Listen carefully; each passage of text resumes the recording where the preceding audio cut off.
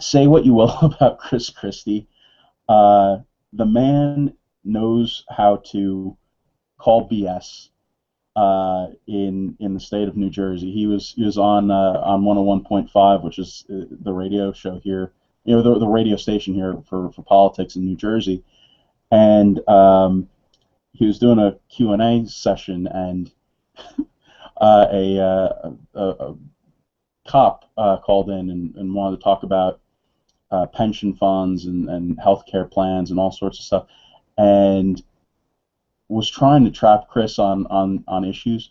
The dude just owned. He was so completely.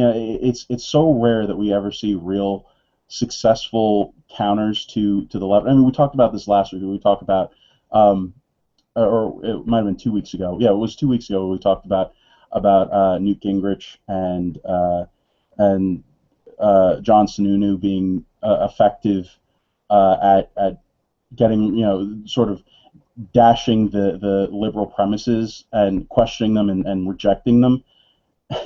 And Chris does an excellent job of calling BS on what this guy was saying about Chris Christie slashing pension funds, doing all sorts of stuff. Chris said, "Hey, none of that was me. That was the previous two governors. If you want their phone numbers, I'll gladly give them to you." It was an amazing clip. We can't play it for you, but I definitely want to have a clip mentioning that. Fishy was the one who found that for me, or who found that and sent it to me. So thank you, Fishy, for finding that. It was great because Christie didn't get into the personalities of anything. He didn't name call the guy he was talking to. He called him on his strategy. He had the guy laughing at the end, giggling and amicable exchange for the most part. But Christie was saying to him, "You come here with your talking points, but you don't have the facts. Here are the facts. Did you yourself receive a cut in your pension? No. Did you yourself have any reduction in your benefits for life? All we are asking is that the people of New Jersey who are paying for your Cadillac plan that's better than most people that live in New Jersey get, and your pension, which is more than a lot of those people can look forward to, we're asking those current people employed to pitch in." So we've not raided pensions. We've put money into pensions. He just lays the facts out at his fingertips, and the guy has nowhere to go because he depended on some union talking points that Christie just eviscerated. He just shredded them. And I want to see more of that. I just thought it was a beautiful moment that it ought to be put on video, sent around the country to every conservative candidate.